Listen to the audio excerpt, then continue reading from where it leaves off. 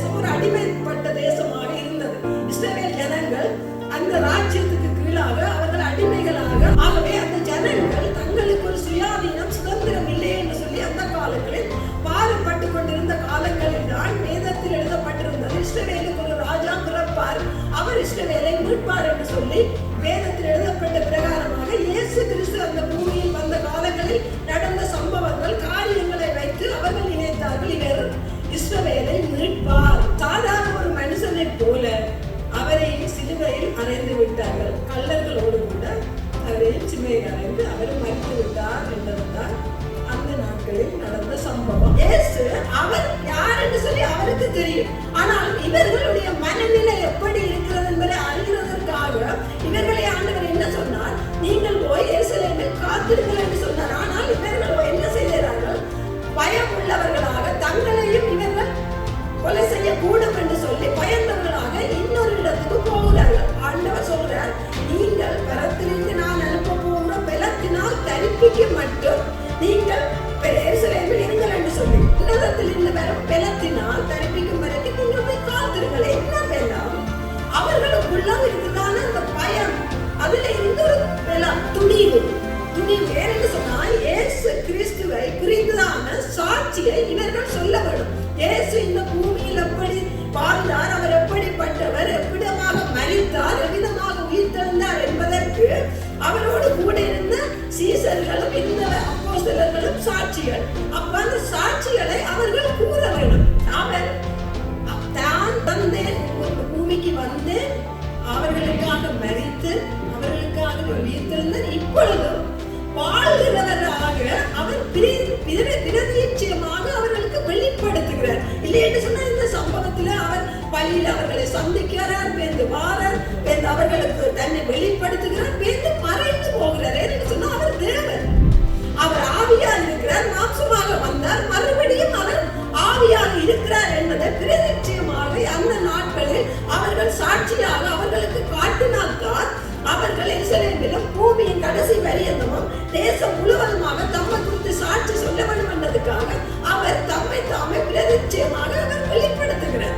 அவர்களுக்குள்ள இருந்த அந்த வார்த்தையானது அவர் கதைக்கும் பொழுது அந்த அவருடைய சத்தத்துக்கு அந்த வார்த்தையானது அந்த ஒரு அக்கினிமயமாக அவர்களுக்குள் எரிகிறதா. அப்படின்னா கிரியை நடத்திக்கோ, இவர் இருந்த பொழுது எங்களுக்கு சொன்னவர் என்றவோ இதை குறித்து பேசினவர் என்றவோ அது திருப்பவும் என்ன செய்து மீள ஞாபகப்படுத்துகிறது.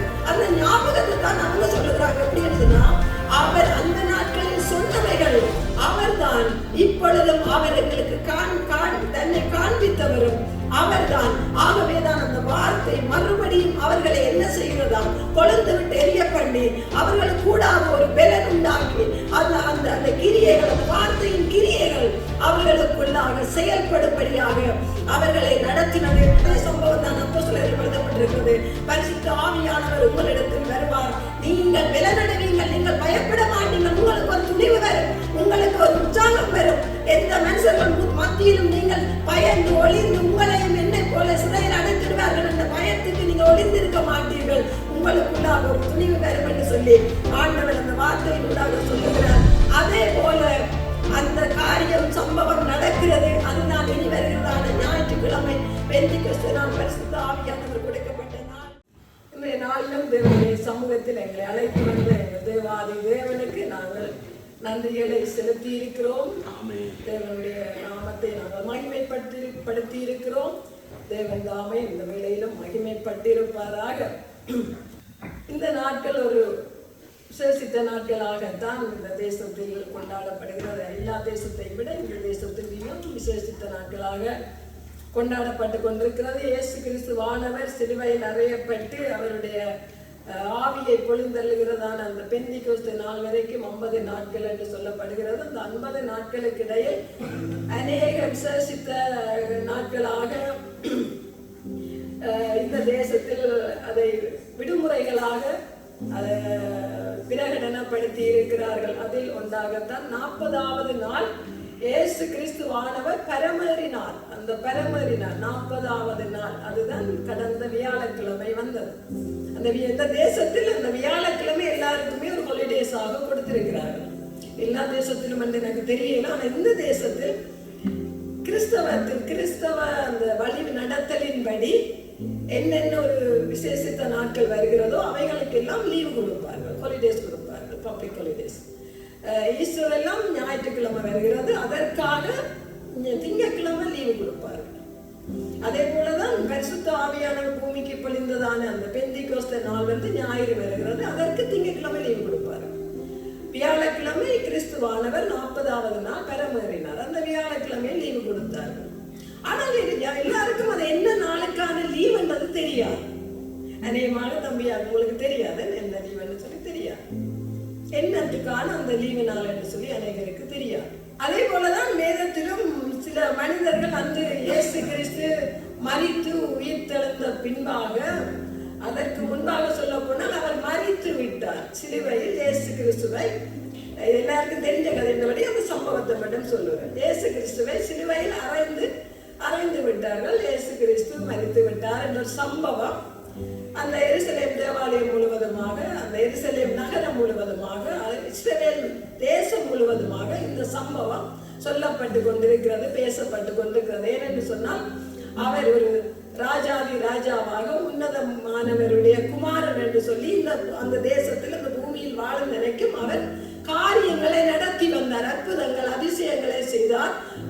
எத்தனையோ விடுதலையாக முடியாத வியாதிப்பட்டவர்களை விடுதலையாக்கினார், சுகப்படுத்தினார். விசேஷமாக தேவாலயங்களில் சில பழைய பிரமாணங்களை நிறைவேற்ற வந்தவராக அவர் ஒரு புதிய பிரமாணத்தை கொண்டு வந்து தேவாலயங்களில் அவர் பிரசித்தப்படுத்தினார். நான் தேவனுடைய குமாரன் என்று சொல்லி. ஆகவே அவர் ஒரு விசேஷித்தவராக கருதப்பட்டார். அந்த நாட்களில் அவரை குறித்து அந்த தேசம் முழுவதுமாக அறிந்திருந்த பொழுதிலும் அந்த நாட்களில், அந்த இயேசு கிறிஸ்து மரித்த நாட்களில் சீசர்கள் எல்லாரும் என்ன செய்தார்கள் என்று சொன்னால் அவர்களுக்கு ஒரு பயம் வந்தது. அவர்கள் இயேசு கிறிஸ்துவை சிலுவையில் அறைந்து விட்டார்கள், தங்களையும் பிடித்து கொல்ல போகிறார்கள் என்று சொல்லி பயம் வந்துவிட்டது. அவர்கள் மறைந்து இருக்கிறார்கள், ஒரு இடத்தில் இருக்கிறார்கள். அதே நேரம் 2 பேர் என்ன செய்யறாங்கன்னு சொன்னா எருசலேமை விட்டு இன்னொரு தேசத்துக்கு போகிறார்கள், எம்மாவூர் என்ற தேசத்துக்கு போகிறார்கள். அவர்கள் எருசலேமை ஆண்டவர் போகும்போது ஆண்டவர் முதல் அவர்களோடு இருக்கும் பொழுது அவர் சொல்லுகிறார், நீங்கள் எருசலேமில் எனக்காக காத்திருங்கள் என்று சொல்லுகிறார். ஆனா இவர்கள் என்ன செய்கிறார்கள், அந்த தேசத்தை விட்டு அப்படியே போகிறார்கள், இன்னொரு தேசத்துக்கு, இன்னொரு பட்டணத்துக்கு போகிறார்கள், எம்மாவூர் என்ற பட்டணத்துக்கு. அந்த பட்டணத்துக்கு போகிறார்கள். போகும் பொழுது அவர்கள் கதைத்து கொண்டு போகிறார்கள். அந்த நாட்களில் நடந்த சம்பவத்தை குறித்து கதைச்சு கொண்டு போகிறார்கள். எப்படி என்று சொன்னா, அந்த நாட்களில் இஸ்ரவேலர்கள் அடிமைத்தனமாக வாழ்ந்து கொண்டிருந்தார்கள். இன்னொரு ராஜ்யத்துக்கு கீழாக, அதாவது ரோம ராஜ்யத்துக்கு கீழாக அந்த இஸ்ரவேல் தேசம் ஒரு அடிமைப்பட்ட தேசமாக இருந்தது. இஸ்ரவேல் ஜனங்கள் அந்த ராஜ்யத்துக்கு கீழாக, அவர்கள் அடிமைகளாக அந்த ஒரு இன்னொரு ராஜ்யத்துக்கு கீழாக இன்னொரு இனம் வாழுவது என்பது எங்களுக்கு புதிதல்ல, தெரியும். ஆகவே அந்த ஜனங்கள் தங்களுக்கு ஒரு சுயாதீனம், சுதந்திரம் இல்லை என்று சொல்லி அந்த காலங்களில் பாரப்பட்டு கொண்டிருந்த காலங்களில் தான் வேதத்தில் எழுதப்பட்டிருந்தது, இஸ்ரவேலுக்கு ஒரு ராஜா பிறப்பார், அவர் இஸ்ரவேலை மீட்பார் என்று சொல்லி வேதத்தில் எழுதப்பட்ட பிரகாரமாக இயேசு கிறிஸ்து அந்த பூமியில் வந்த காலங்களில் நடந்த சம்பவங்கள், காரியங்களை வைத்து அவர்கள் நினைத்தார்கள், இவர் இஸ்ரவேலை மீட்பார், இஸ்ரவேல் ஆகிய எங்களை அவர் இந்த அடிமைத்தனத்திலிருந்து மீட்டுக் கொள்ளுவார் என்று சொல்லி அந்த ஜனங்கள் நினைத்தார்கள். அந்த நினைத்ததற்கு மாறாக அவரை என்ன செய்து விட்டார்கள், அவரை ஒரு சாதாரண ஒரு மனுஷனை போல அவரை சிலுவையில் அறைந்து விட்டார்கள். கள்ளர்களோடு கூட அவரையும் சிலுவையில் அறைந்து அவரும் மரித்து விட்டார் என்பதுதான் அந்த நாட்களில் நடந்த சம்பவம் கருத்து. அதையே நினைத்து இந்த 2 பேரும் என்ன செய்யறாங்கன்னு சொன்னா, அதை எதிர்பார்த்திருந்தவங்க மத்தியில அவங்களுக்கு அந்த எதிர்பார்ப்பு நடக்கவில்லை என்று சொல்லி அந்த தேசத்தை விட்டு இன்னொரு தேசத்துக்கு ஒரு சோறு விட்டவர்களாக, ஒரு நினைத்தது நடக்காம போய்விட்டதே, எங்களுக்கு இனி ஒரு மீட்பு இல்லை என்ற ஒரு ஆதங்கத்தோடு கூட அவர்கள் இன்னொரு தேசத்துக்கு போகிறார்கள். போகும் பொழுது இந்த சம்பவத்தை குறித்து அவர்கள் கவலைப்பட்டு போய்கொண்டிருக்கிறார்கள். அதே தான் அந்த வசனத்துல பாருங்க, 24 பாருங்க, 32ஆம் வசனத்தை வாசிப்போம். 24ஆம் அதிகாரம் 32ஆம் வசனம். அப்பொழுது அவர்கள் ஒருவரை ஒருவர் நோக்கி, வழியிலே அவர் நம்முடனே பேசி வேத வாக்கியங்களை நமக்கு விளக்கி காட்டின பொழுது நம்முடைய எதிரியம் நமக்குள்ளே கொண்டு விட்டு எரியவில்லை அவர்கள் சொல்லிக் கொண்டு அத்தேவை எழுந்திருந்து எருசலேமுக்கு திரும்பி போய் 11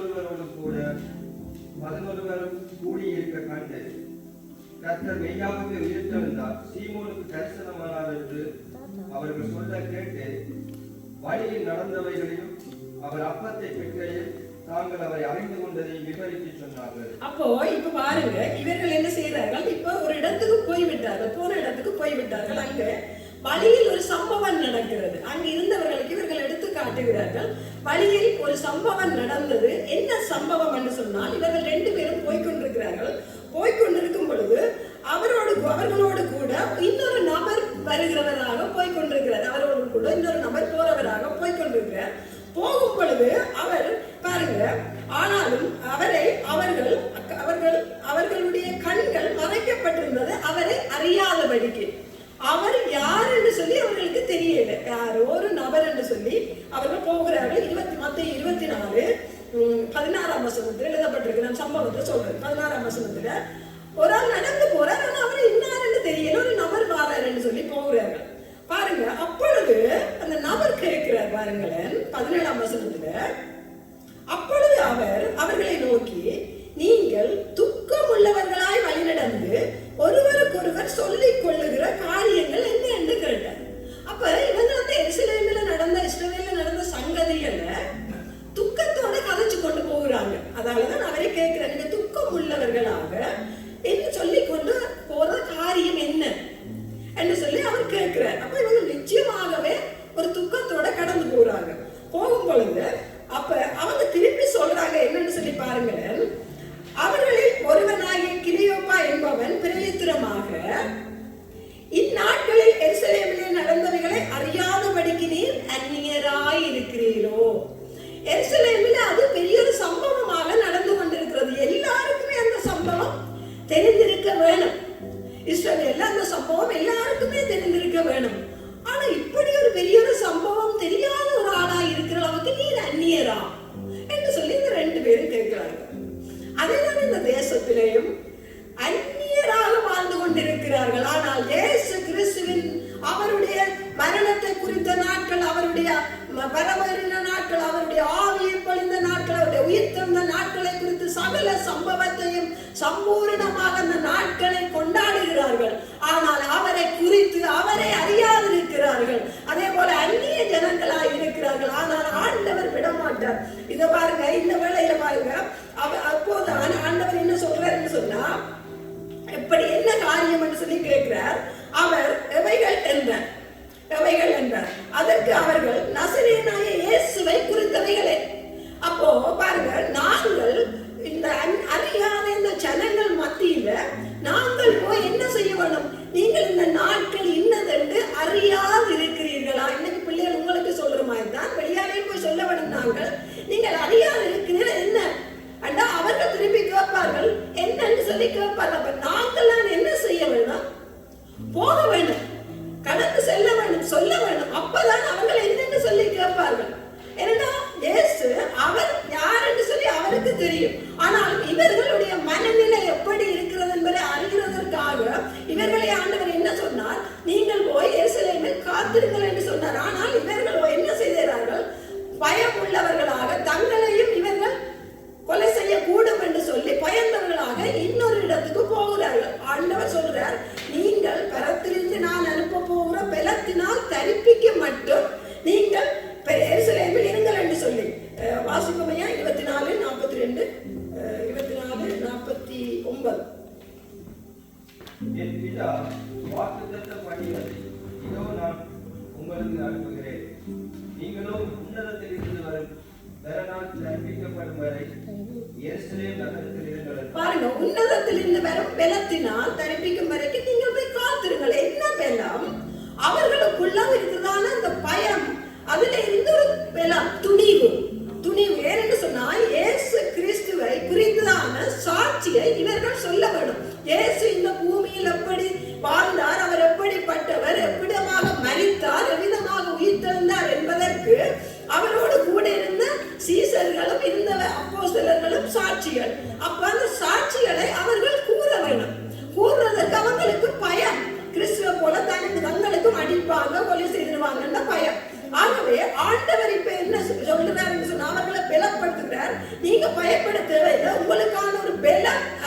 மட்டும் அந்த பெலன் கொடுக்கும் மட்டும் நீங்கள் எருசலேமே தரித்திருங்கள் என்று சொல்லி ஏன் என்று சொல்லியும் சொல்லுகிறார் ஆண்டவர். பாருங்க 48 வாசிப்பு மேலே உள்ள வசனம். நீங்கள் இவைகளுக்கு சாட்சிகளாக இருக்கிறீர்கள். அவர்கள்லாம் சாட்சிகள். அப்ப அந்த சாட்சி சொல்லுகிறதற்கு அவங்களுக்கு ஒரு பலன் வர வேணும். என்னத்தை குறித்த சாட்சிகள்? அதுக்கு மேலுள்ள வசனம் வாசிப்போம். 47 மனம் திரும்புதலும் பாவ மன்னிப்பும் எருசலேம் தொடங்கி சகல தேசத்தாருக்கும் அவருடைய நாமத்தினாலே பிரசவிக்கப்படவும் வேண்டியது. பாருங்க, அன்றியும் அதுக்கு மேலுள்ள வசனத்தை வாசிச்சா நல்லா இருக்கு. 46 கிறிஸ்து பாடுபடவும் மூன்றாம் நாளிலே மரித்தோரிலிருந்து எழுந்திருக்கவும் வேண்டியதாக இருந்தது. எழுதியிருக்கிறபடிதான் கிறிஸ்துவானவர் வந்தார். அவர் அதே நேரம் சகலவற்றையும் பிதாவினுடைய சித்தத்தை செய்தார். அவர் தான் பிதாவினிடத்திலிருந்து வந்தவர் என்பதை 12 சீசர்கள் அவரோடு கூட இருந்தான அப்போஸ்தலர்கள் மற்றும் இருந்த அநேக சீசர்கள் இருந்தார்கள். அவர்களோடு கூட 120 சீசர்கள் இருந்தார்களாம். 12 அப்போஸ்தலர்களும் அதுக்கு இருந்தார்களாம். அதை விட மேலாக அநேக சீசர்களும் இருந்தார்கள். அவர்களுக்கு எல்லாம் ஆண்டவர் தான் பிதாவினத்து வந்தவர் என்பதை காண்பித்தார். ஆகவே எழுதி இருந்த அவ்வளவும் இயேசு வருவார், கிறிஸ்து வருவார், அவர் மரிப்பார், இவ்விதமாக உயிர்த்தெழுவார் என்பது எழுதி இருந்தது வேதத்தில். எழுதி இருந்ததின்படி கிறிஸ்து பாடுபடவும் மூன்றாம் நாளில் மரித்தோடு எழுந்திருக்கவும் வேண்டியது. அப்ப எழுதி இருந்ததின்படி செய்யப்படுத்தான் வேணும். அப்ப கிறிஸ்து அதை செய்து முடித்துட்டார். அதே நேரம் அன்றியும் அது நடக்க வேண்டியது நடந்தது. அதே போல அன்றியும் மனம் திரும்புதலும் பாவ மன்னிப்பும் எருசலேம் தொடங்கி சகல தேசத்தாரும் அவருடைய நாமத்தினாலே பிரசங்கிக்கப்படவும் வேண்டியது. அப்ப இன்னும் ஒரு காரியம் இருக்குது. ஏனென்று சொன்னால் அவர் அவ்வளவு தூரம் மரித்தது உயிர்த்தெழுந்தது. எருசலேம் நகரத்தாரும் சகல தேசத்தாரும் மனம் திரும்பும்படியாக பாவ மன்னிப்பு பெறும்படியாகவும் எல்லாருக்கும் அறிவிக்கப்பட வேண்டும். அதற்கு அவர்கள் தான் சாட்சி. அந்த சாட்சியாக அவர்களை ஆண்டவர் வச்சு நீங்கள் எருசலேமில் இருங்கள் என்று சொல்லதுக்கு அவங்க என்ன செய்யறாங்க? பயந்து போறாங்க. ஆனாலும் ஆண்டவர் சொல்றார், நான் பலத்தை அனுப்புவேன், அப்பொழுது நீங்கள் எனக்கு இவைகளை சாட்சியாக சொல்லுவீர்கள் என்று. ஆனா போறவங்க 2 பேரையும் ஆண்டவர் என்ன செய்தார்? விடேன். அவருடைய நாமத்தினால் நிமித்தம் அவர் எத்தனை பேர்களை அழைத்தாரோ அவர்களை எல்லாம் ஆண்டவர் மகிமைப்படுத்தி இருக்கிறார். அவர்களை எல்லாம் முன்குறித்தாரோ அவர்களை எல்லாம் ஆண்டவர் அழைத்திருக்கிறார். அவர்களை அழைத்தாரோ அவர்களை நீதிமான்களாக்கி இருக்கிறார். அவர்களை நீதிமான்களாக்கினாரோ அவர்களை மகிமைப்படுத்தி இருக்கிறார். ஆண்டவர் யாரெல்லாம் முன்குறித்தாரோ இந்த சீசர்களை ஆண்டவர் முன்குறித்ததன் நோக்கம் தம்மை குறித்து சாட்சி சொல்லும்படியாக. இவர்கள் என்னவா? பயந்து அவர்கள் சூழ்நிலைக்காக தங்களை தாங்கள் தப்பித்துக் கொள்ளும்படியாக அவர்கள் போகிறார்கள். ஆனால் ஆண்டவர் என்ன செய்கிறார்? மறுபடியும் அவர்களை போய் சந்தித்து பலப்படுத்தி அவர்களை உணர்த்தி அவர்களை மறுபடியும் கொண்டு வந்து அந்த சீசர்கள் மத்தியில கூடி இருக்கிறார்கள். மற்ற சீசர்கள் எருசலேமில் அவங்கள் மத்தியில அவங்களோடு கூட வந்து அவங்களுக்கும் ஆண்டவர் தெரியப்படுத்துகிறார். நான் தான் என்று சொல்லி அவங்களுக்கும் தெரியப்படுத்துகிறார். எப்படியா பாருங்க, வாசிப்போம் ஐயா. 30ஆம் வசனம் வாசிப்போம். 24-30. அவர்களோடு அவர் பந்தி இருக்கையில் அவர் அப்பத்தை எடுத்து ஆசீர்வதித்து அதை பெற்று அவர்களுக்கு கொடுத்தார். அவர்களோட அவரும் சேர்ந்து உள்ளுக்குள்ள வந்து கூடியிருந்தவர்களோடு அவர் இருக்கிறார். அப்ப அவர்களோட இருந்து அப்பொழுதுதான் பாருங்க, அப்பொழுது அடுத்த வசனம் ஐயா 31. அப்பொழுது அவர்களுடைய கண்கள் திறக்கப்பட்டு உடனே அவர் அவர்களுக்கு மறைந்து போனார். அவர் தான் பிறந்தே பூமிக்கு வந்து அவர்களுக்காக மரித்து அவர்களுக்காக உயிர்த்தெழுந்த இப்பொழுதும் வாழ்கிறவராக அவர் பிரதிநிச்சயமாக அவர்களுக்கு வெளிப்படுத்துகிறார். இல்லை என்று சொன்னால் இந்த சம்பவத்தில் அவர் பள்ளியில் அவர்களை சந்திக்கிறார், வேந்து வாரார், வேந்து அவர்களுக்கு தன்னை வெளிப்படுத்துகிறார், வேந்து மறைந்து போகிறார். என்று சொன்னால் அவர் தேவன், அவர் ஆவியாக இருக்கிறார், மாம்சமாக வந்தார், மறுபடியும் அவர் ஆவியாக இருக்கிறார் என்பதை பிரதிநிச்சயமாக அந்த நாட்களில் அவர்கள் சாட்சியாக அவர்களுக்கு காட்டினால்தான் அவர்கள் எருசலேமிலும் பூமியின் கடைசி பரியந்தமும் தேசம் முழுவதுமாக தம்மை குறித்து சாட்சி சொல்ல வேண்டும் என்பதற்காக அவர் தம்மை தாமே பிரதிநிச்சயமாக அவர் வெளிப்படுத்துகிறார். அதற்கு அவர்கள் சாட்சிகள். ஆகவே அவர் மறைந்து போய்விட்டார். அதுக்கு பின்பாக தான் அந்த கூடியிருந்த சீசர்கள் கதைக்கிறார்கள். நாங்கள் வழியில் வரும் பொழுது அவர் எங்களோடு கதைத்துக் கொண்டு வரும் பொழுது எங்களுடைய இருதயம் கொழுந்து விட்டு எரியவில்லையா?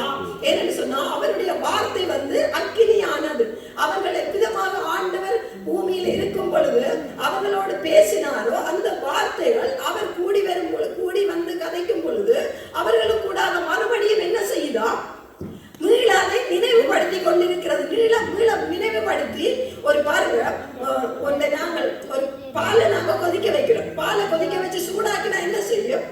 அந்த பாலை சூடாகி பொங்கி பொங்கி ஊத்தப்படும், பொங்கி பொங்கி கொதிக்கும். அப்ப அந்த கிரியை என்ன செய்யுது? நடக்குது. அதே போலதான் அவர்களுக்குள்ள இருந்த அந்த வார்த்தையானது அவர் கதைக்கும் பொழுது அந்த அவருடைய சத்தத்துக்கு அந்த வார்த்தையானது அந்த ஒரு அக்கினிமயமாக அவர்களுக்குள் எரிகிறதாம். அப்படி என்ன கிரியை நடப்பிக்கோ, இவர் இருந்த பொழுது எங்களுக்கு சொன்னவர் அல்லவோ, இதை குறித்து பேசினவர் அல்லவோ, அது திரும்பவும் என்ன செய்யுது?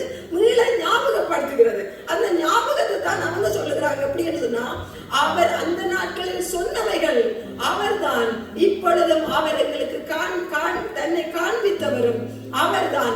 ஆகவேதான் அந்த வார்த்தை மறுபடியும் அவர்களை என்ன செய்கிறதாம்? கொழுந்து விட்டு எரிய பண்ணி அவர்கள் கூட ஒரு பெலன் உண்டாக்கி அந்த கிரியைகள், அந்த வார்த்தையின் கிரியைகள் அவர்களுக்குள்ளாக செயல்படும்படியாக அவர்களை நடத்தினது. அவர்கள் மறுபடியும் என்ன செய்கிறார்கள்? 120 பேராக கூடி இருக்கிறார்கள். இயேசு கிறிஸ்து சொன்னபடியே அவர்களுக்கு உன்னதத்திலிருந்து தான் அனுப்ப போகிற அந்த பெலத்துக்காக அவர்கள் காத்திருக்கிறார்கள். காத்திருக்கிறவர்களுக்கு ஆண்டவர் வெட்கப்பட்டு போக விடவில்லை. சொன்னவர் சொன்னபடியே செய்வார். ஆனபடினால் ஆண்டவர் அதே ஆவியை அவர்களுக்கு கொடுக்கிறார். அது ஆவியை பொழிந்த பெந்தெகோஸ்தே நாள் பிரசங்கம் அல்ல. இது இவளுடைய என்ன சம்பவம் என்பதை நான் நிப்பாட்ட போகிறேன். அப்போஸ்தலர் 1:8 வாசிப்போம் ஐயா.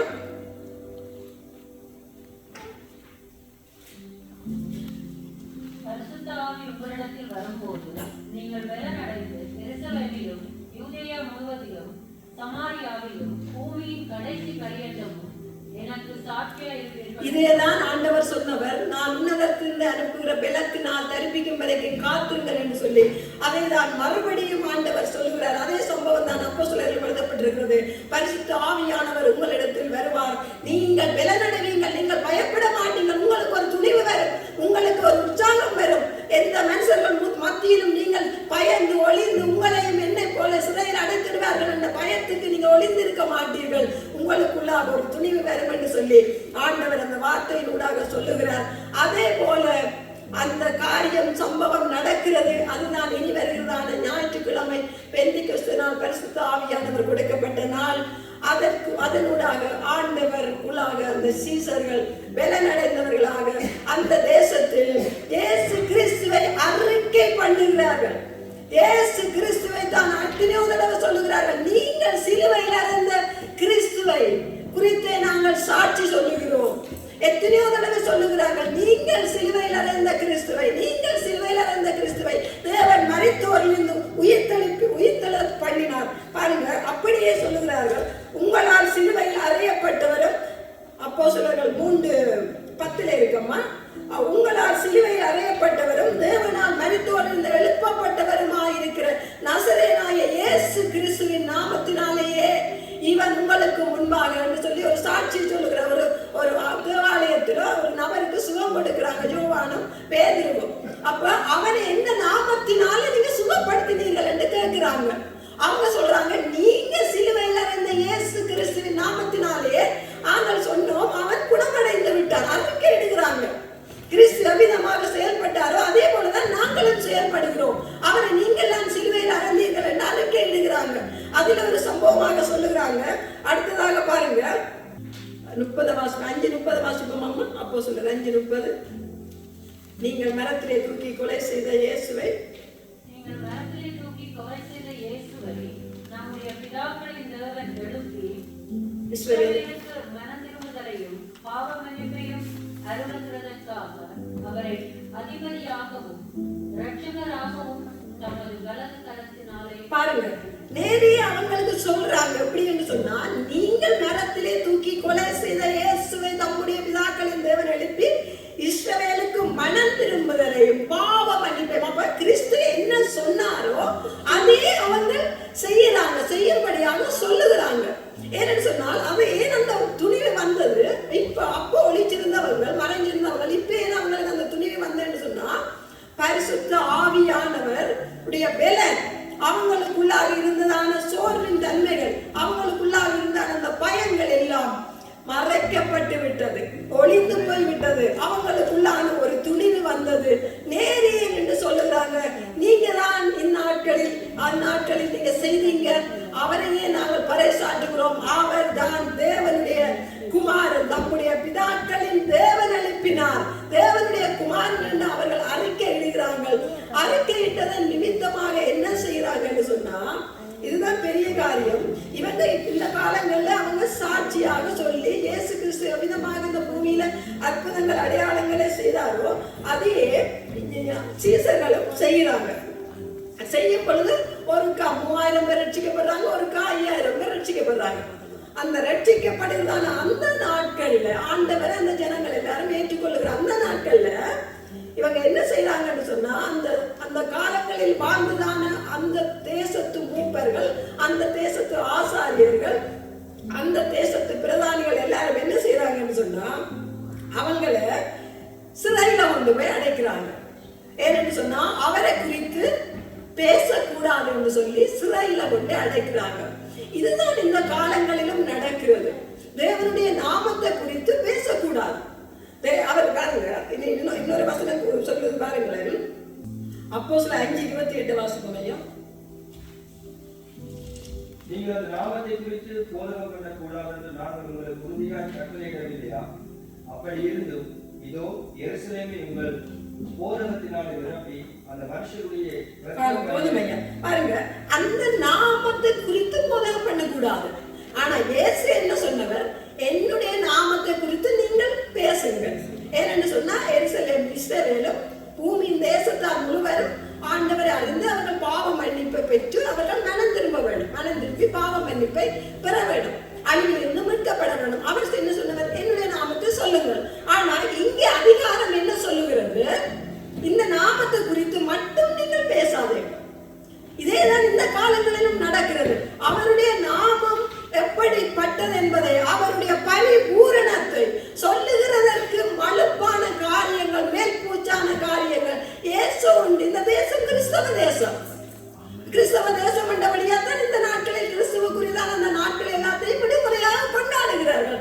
ஆனால் இயேசு கிறிஸ்துவானவர் தேவனுடைய குமாரன், அவர் எங்களுடைய பாவ மன்னிப்புக்காக மனம் திரும்புதலுக்காக இந்த பூமிக்கு வந்தார் என்ற அந்த நாமத்தை குறித்து நாங்கள் சாட்சி சொல்லக்கூடாது, அறிக்கையிடக்கூடாது. அவ்விதமாக அறியாது இருக்கிறவர்கள் மத்தியில் அறிவிக்கும்படியாகத்தான் இங்க கூடியிருக்கிறதான ஒரு சில மனுஷர்களை, ஒரு சில பேர் தான், சிறு பூச்சி தான், சிறு கூட்டம் தான், சிறு கூட்டம் தான்.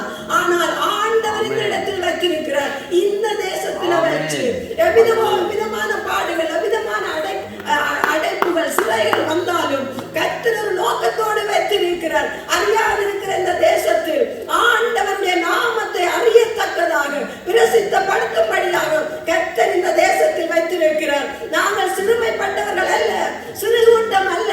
ஆண்டவர் சொல்றாரு, யாக்கோபனும் சிறு பூச்சியே, நீ இஸ்ரவேலினும் சிறு கூட்டமே, உன்னை நான் புதிதும் கூர்மையுமான யந்திரமாக்குறேன் என்று சொன்னா போரடிக்கிறதற்கு.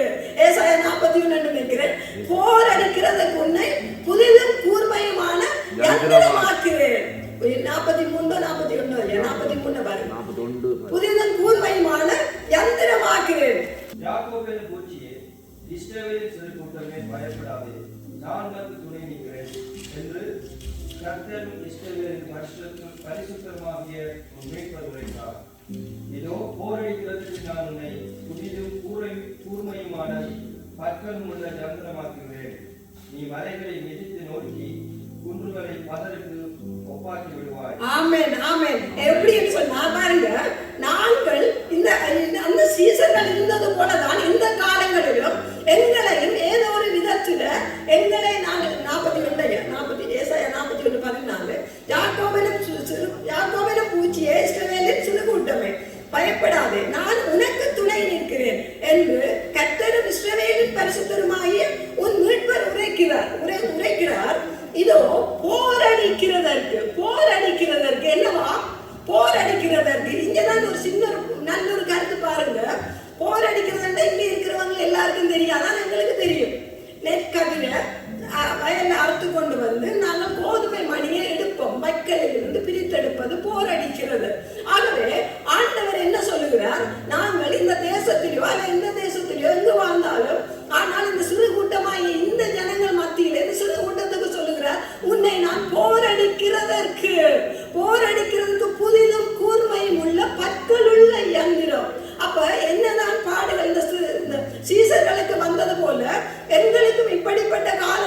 இருக்கிறது. நாங்கள் எந்த விதத்திலும் சுதந்திரமா சுயாதீனமா தேவனுடைய வேதத்தை வேதமாகவும் சத்தியத்தை சத்தியமாகவும் கிறிஸ்துவை கிறிஸ்துவாகவும் பிரதிபலிக்க முடியாத சூழ்நிலை. ஏனென்று சொன்னால் கிறிஸ்துவை யூதாஸ் காரியத்தை போல காட்டி கொடுக்கிறவர்கள், கிறிஸ்துவின் நாமத்தை காட்டி கொடுக்கிறவர்கள் நான் இந்த தேசத்தில் அதிகம். கிறிஸ்துவின் நாமத்தை கொண்டு எந்த விதத்திலும் நான் இயேசு கிறிஸ்துவின் நாமத்துக்கு விரோதமாக நான் செயல்பட சொல்லவில்லை. ஏனென்று சொன்னால் அவருடைய நாமத்தை மேற்பூச்சாக கொண்டு அந்த கிறிஸ்தவ தேசம் என்ற பேரோடு வாழ்ந்து கொண்டிருக்கிறார்கள். ஆனால் நாங்களோ என்ன செய்ய வேண்டும்? அவர்கள் பாவத்தில் இருந்து விடுதலையாக்கப்படவும் அவர்கள் மனம் திரும்பி அந்த அழிவின் பாதையில் இருந்து அவர்கள் மீட்கப்படும்படியாக கிறிஸ்துவை கிறிஸ்துவாக பாவத்தில் இருந்து விடுதலையாக்கப்பட வேண்டும். இந்த நடக்குதான் இந்த அசிங்கமான இந்த உலக காரியங்களுக்கு இருந்து அவர்கள் விடுதலையாக்கப்பட வேண்டும், அவர்கள் மீட்கப்பட வேண்டும் என்று சொல்லி சத்தியத்தை சத்தியமாக பாவத்தை பாவமாக கண்டித்து சொல்லத்தக்க சிறு கூட்டமாக இருபுறமும் கருக்குள்ள பட்டயங்களாக போரடிக்கிற யந்திரங்களாக கர்த்தருடைய நாள் உங்களை நிறுத்தி இருக்கிறார். ஆகவேதான் ஆண்டவர் சொல்லுகிறார், போர் அடிக்கிறதற்கு உங்களை நான் யந்திரமாக்கினேன். யார்தான் சிறையில் கொண்டே அடைத்தாலும் என் ஆண்டவர் விடுதலை ஆக்குவார். எந்த மனிதர்களும் போக தேவையில்லை. அடையாளம் பாருங்க, அந்த காலத்தில சீசர்களை அமிதமாக செய்தார்கள். அப்போஸ்தலர் 5:17 என்று வாசிப்போம் ஐயா.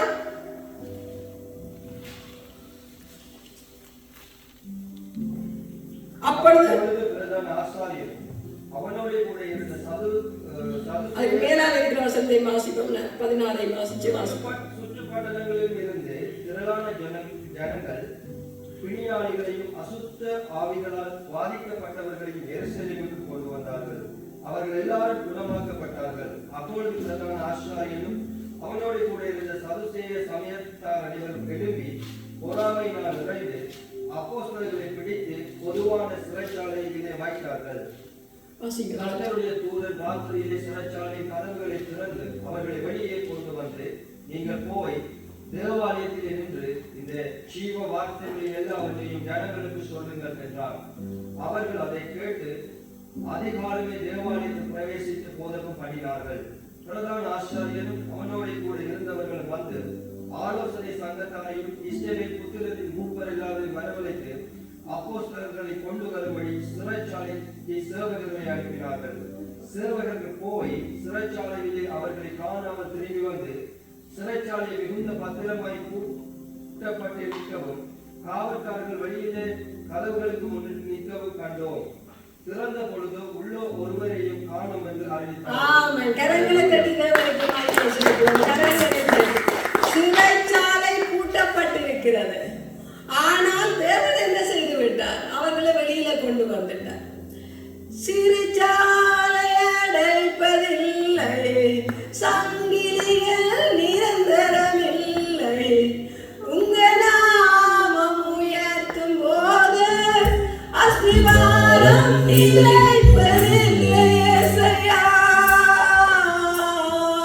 சிறைச்சாலை அடைப்பதில்லை, சங்கிலிகள் நிரந்தரமில்லை, உங்க நாமம் உயர்த்தும் போது அத்திவாரம் நிலைப்பதில்லை.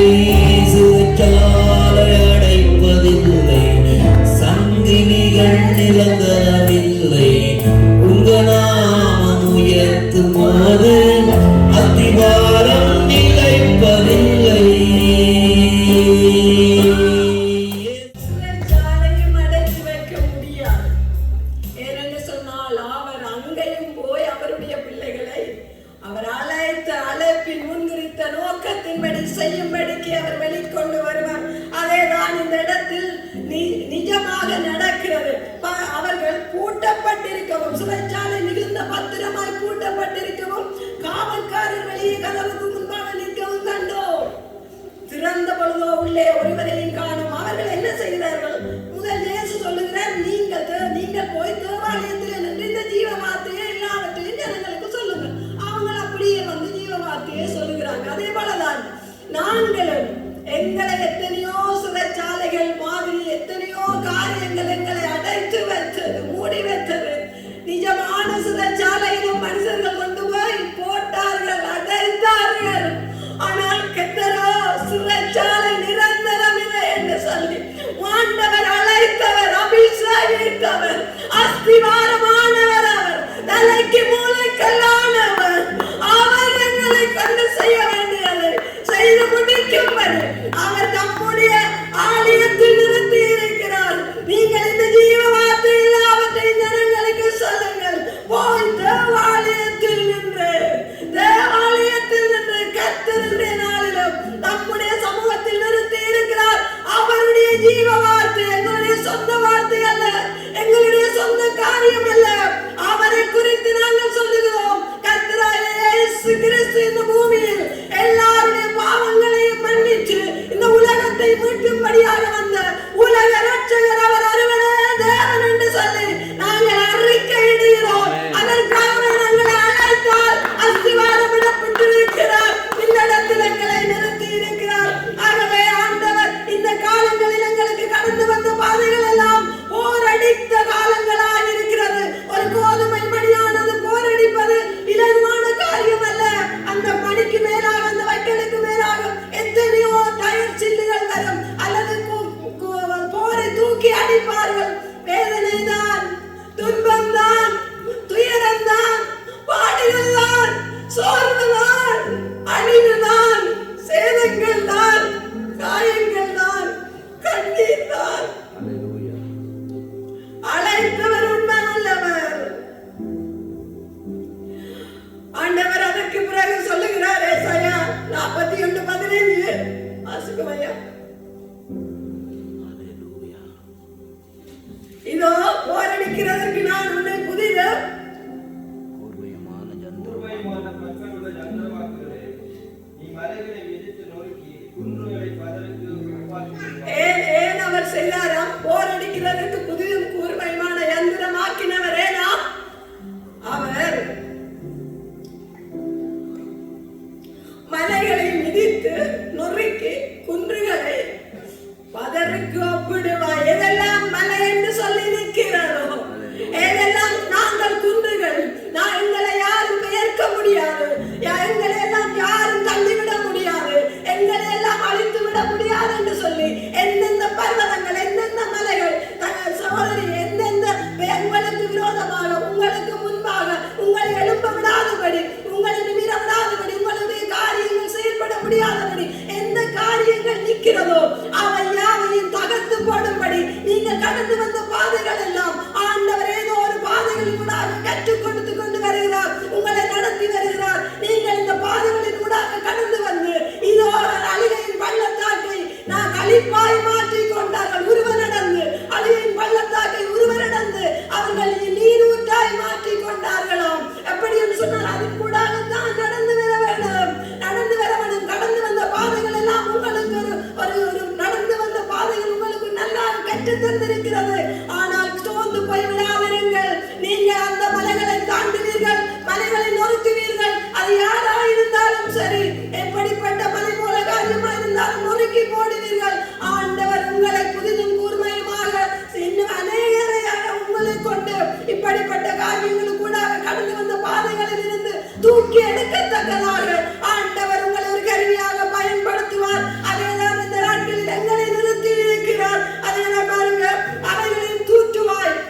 அப்பொழுது காற்று அவைகளை கொண்டு போய் சுழல் காற்று அவைகளை பறக்கடிக்கும். அவைகள் எல்லாம் இந்த காரியம் எல்லாம் காற்றாக போய்விடும். என்று சொன்னால் யந்திரம் அவைகளை தூளாக்கிவிடும். காற்று கொப்பிடுகிறோம், பதறாய் போய்விடும், இல்லாமல் போகும்.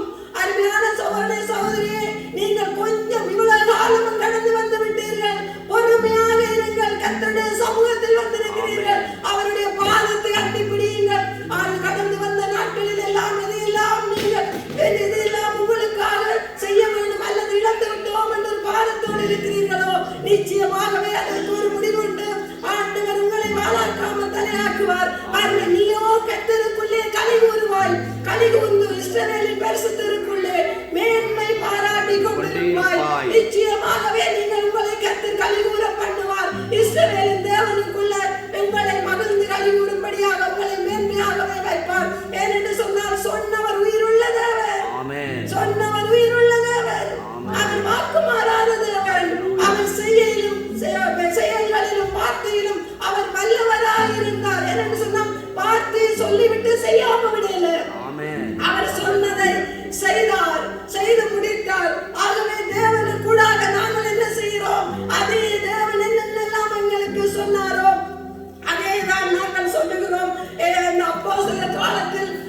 ஆண்டவருடைய நாமத்தை குறித்து மட்டும் பேசக்கூடாது என்று சொன்னார்கள். ஏனென்று சொன்னால் அந்த நாமத்தினால் அநேகர் விடுதலையாக்கப்படுகிறார்கள். எல்லாரும் மனம் திரும்புதல் மத்தியில் பாவ மன்னிப்பு என்ற ஒரு அறிக்கையினூடாக அவர்கள் தேவனுடைய ஜனமாக இனி வருகிறதான நாங்கள் அறிவிக்கிற இந்த நித்திய ஜீவனின் தேவனுடைய ராஜ்யத்துக்கு சுதந்திரராக பங்காளிகளாக மாறிக்கொண்டிருக்கிறார்கள் என்று சொல்லி அந்த காலத்தில் வந்த ராஜ்யங்கள் எல்லாம் அவர்களுக்கு தடை பண்ணினார்கள். ஆனால் இவர்கள் என்ன சொல்லுகிறார்கள்? நீங்கள் என்னதான் சொன்னாலும் நாங்கள் இந்த தேவனை அறிக்கையிடாமல் சொல்லாமல் விடமாட்டோம் என்று சொல்லி அவர்கள் என்ன செய்கிறார்கள்? தேவனையே மகிமைப்படுத்துகிறார்கள். வாசிப்பமையா வாசித்து முடித்துக் கொள்வோம். 5ஆம் அதிகாரம் 39ஆம் வசனம் 38 இருந்து வாசிப்பமையா. அப்போஸ்தலர் 5ஆம் அதிகாரம் 38 இருந்து. இப்பொழுது நான் உங்களுக்கு சொல்லுகிறது என்னவென்றால், இந்த மனுஷனுக்கு ஒன்றும் செய்யாமல் மேலே இருந்து வாசிப்பமையா. 34 இருந்து பாருங்க. இந்த சம்பவத்தை சொல்றேன் பாருங்க.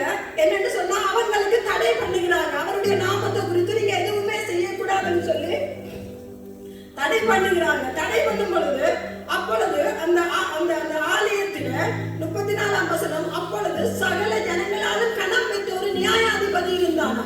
அவன் எழுப்பி சொல்லுகிறான். அவனுடைய பெயர் கமாலியேல். அவர் எழுப்பி சொல்லுகிறார், கமாலியேல் எனும் பெயர் கொண்ட ஒரு பரிசேயன் ஆலோசனை சங்கத்தில் எழுந்திருந்து அப்போஸ்தலரை சற்று நேரம் வெளியே கொண்டு போங்க. அந்த சொல்லக்கூடாது அறிக்கையிட்டவங்களை வெளியே கொண்டு போக சொல்லிட்டு அவங்க சொல்றாங்க. இப்படித்தான் முதலும் 2 நபர் எழும்பி தங்களுக்கு என கூட்டங்களை சம்பாதித்தாங்க. அவர்களுடைய பெயர் தெயுதாஸ், இன்னொரு ஆள் யூதாஸ் சொல்லி 2 பேர் எழும்பி தங்களுக்கு என கூட்டத்தை ஆதாயமாக சேர்த்து கொண்டாங்க. ஆனா அவங்க இல்லாமல் போய்விட்டாங்க. அதே போல அந்த தடை பண்ணுகிறவர்களுக்கு இந்த கமாலியேல் சொல்லுகிறார் பாருங்க. 38ஆம் வசனத்தில்தான் என்ன சொல்லுகிறார் என்று சொன்னா இந்த வாசிப்போம் ஐயா. இப்பொழுது நான் உங்களுக்கு சொல்லுவது என்னவென்றால், இந்த மனுஷனுக்கு ஒன்றும் செய்யாமல் இவர்களை விட்டுவிடுங்கள். இந்த யோசனையும் இந்த கிரியையும் மனுஷனால் உண்டாயிருந்ததானால் ஒழிந்து போகும். தேவனால் உண்டாயிருந்ததானால் அதை ஒழித்துவிட உங்களால் கூடாது.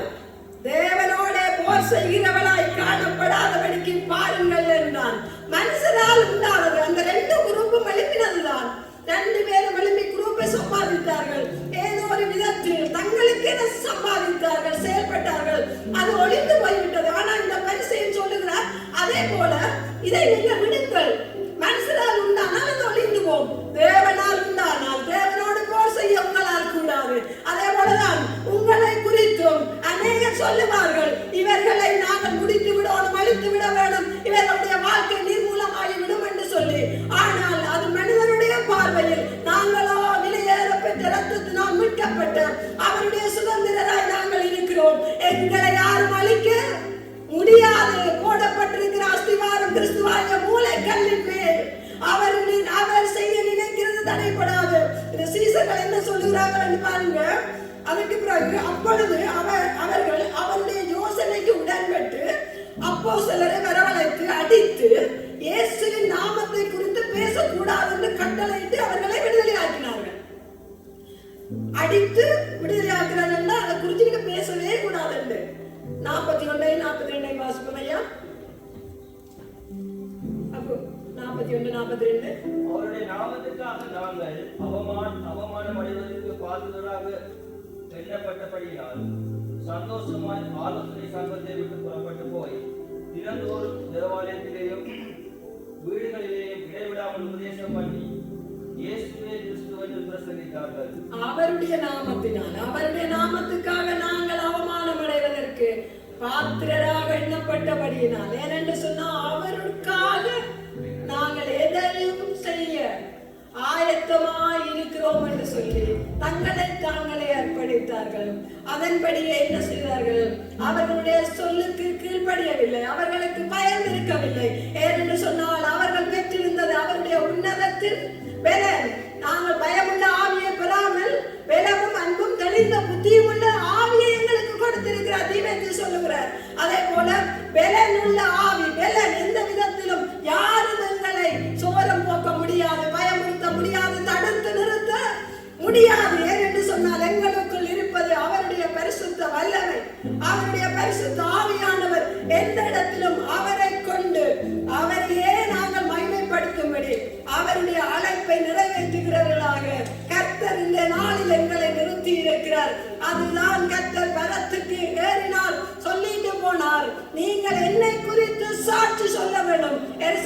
சுற்றிலும் பூமியின் தேசம் முழுவதும் நீங்கள் சாட்சி சொல்ல வேண்டும் என்று சொல்லி இன்றும் நீங்கள் அறியாது இருக்கிறீர்கள். அறியாத இந்த தேசம் இந்த நாள் என்ன நாள் என்று அறியாது இருக்கிறது. நாங்களோ அவரை குறித்து அறிக்கை விடுகிறோம். அது சிறுகூட்டம் தான். ஆனால் அவர் போரடிக்கிற யந்திரமாக்கி பதரை நாங்கள் காற்றுக்கு பறக்கடிக்கவும் கோதுமை மணிகளாய் அவருடைய களஞ்சியத்தில் நாங்கள் சேர்க்கப்பட வந்ததாக கர்த்தர் எங்களை தெரிந்தெடுத்திருக்கிறார். அருமையான வந்திருக்கிற தம்பி, அருமையான சகோதரி, சகோதரனே, உங்களையும் நான் ஆண்டவராய் இயேசு கிறிஸ்துவின் நாமத்தினாலே உங்களுக்கும் நான் ஒரு ஆலோசனையாய் சொல்லுகிறேன். அவர் உயிருள்ள தேவன். அவரை ஏற்றுக்கொண்டு அவருக்குள்ளாக நீங்கள் உங்களை அர்ப்பணிப்பீர்களேயானால் என்னதான் எதிரான காரியங்கள், சூழ்நிலைகள், வாழ்வாதாரத்துக்கு இடையாக வருகிறான எந்த காரியமாயிருந்தாலும் அவர் உங்களோடு கூட இருந்து சகலவற்றிலும் உங்களை மேன்மைப்படுத்த அவர் போதுமானவராயிருக்கிறார். அந்த கிறிஸ்துவையே நாங்கள் அறிவிக்கிறோம். அவரையே சாட்சி வருகிறோம். ஆமென், ஆமென், ஆமென். கர்த்தருடைய நாமம் ஒன்றே மகிமைப்படுவதாக. கரங்களை தட்டி தேவனுக்கு நன்றி செலுத்துகிறோம்.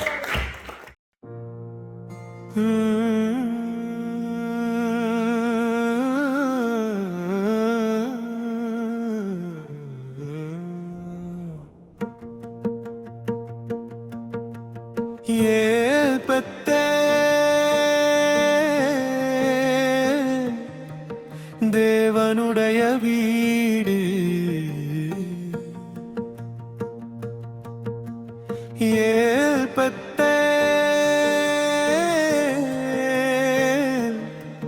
தரிசனத்தின் இடம்.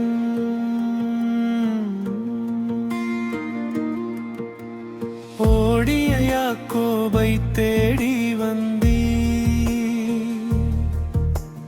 தனிமையிலே பேசினீ, பலிபீடம் கட்டிய அந்த இடம் இன்றும் பரிசுத்தம்.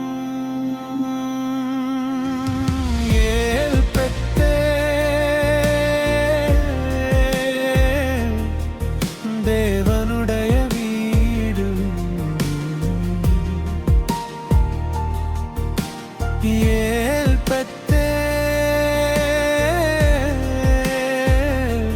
வானம் திறந்த இடம்.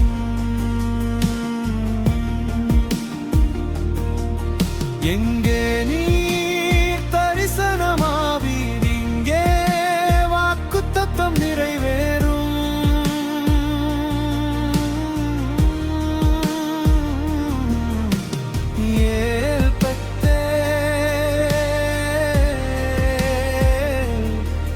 தேவனுடைய வீடு எங்கள் தலைமுறையின் அடையாளம்.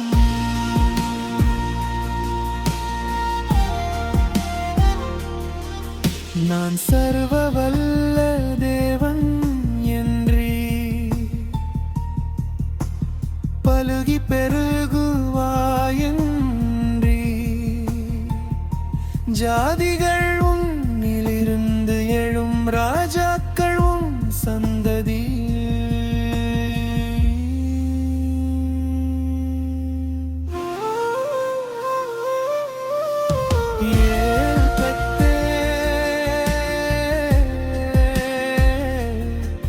தேவனுடைய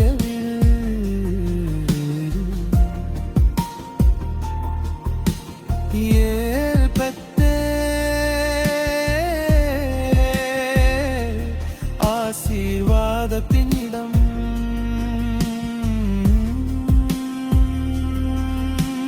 நீ சொன்னதை செய்யும் வரை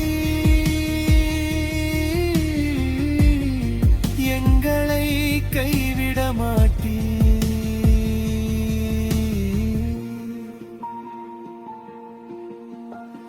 இதோ வானத்தில் சிங்காசனம் மகிமையால் நிறைந்தது, மின்னலும் இடியும் சத்தமும் பரிசுத்தர் பரிசுத்தர்.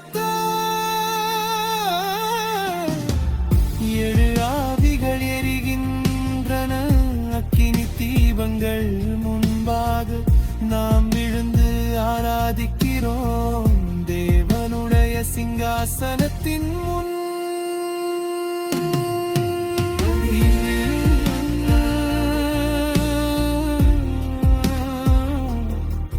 தேவனுடைய வீடும் ஏல் பெற்றே வானமும் பூமியும் சந்திக்கும் இடம் மேற்கும் கிழக்கும் பரவுவோம் வடக்கும் தெற்கும் நிறைவோ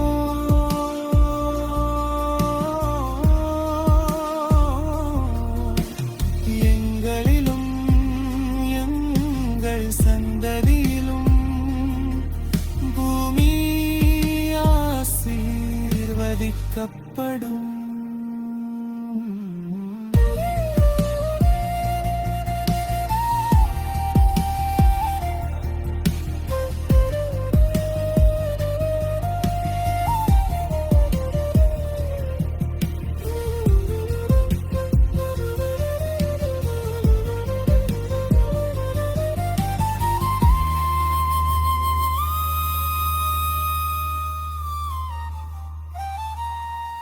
நீர் எங்களோடு இருப்பீர், போகும் இடமெல்லாம் காப்பீர்.